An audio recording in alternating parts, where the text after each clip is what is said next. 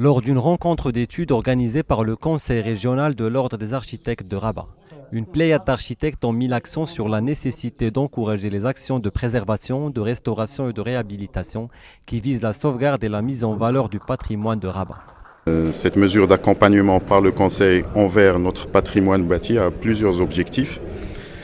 C'est rehausser bien sûr le patrimoine et ensuite intervenir sur le tissu ancien sans démolir. C'est ça la règle d'or.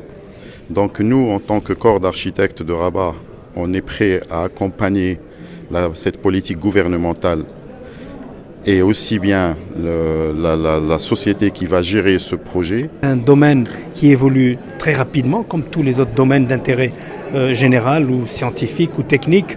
Et nous avons naturellement le devoir de l'échange, le devoir de l'écoute, le devoir de la contribution collective, puisque dans cette manifestation organisée par le Conseil régional de l'Ordre des architectes de Rabat Salé Kénitra, il y a des professionnels, il y a la société civile, il y a les administrations, et à partir de cet ensemble de contributeurs, nous faisons fort de procéder à la mise à jour.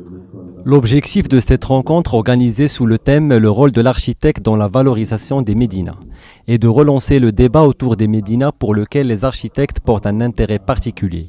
Les projets qui sont en cours maintenant sont de grande envergure, de restauration de Médina. Quand on circule dans le Médina, on trouve beaucoup de chantiers, de restauration de maisons, de mosquées, etc., d'aménagement d'espace. C'est une initiative très louable.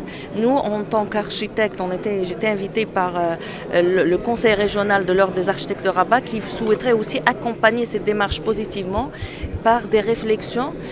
Quelle serait la démarche de restauration? Quels seraient les points disons, noirs sur lesquels on doit se concentrer.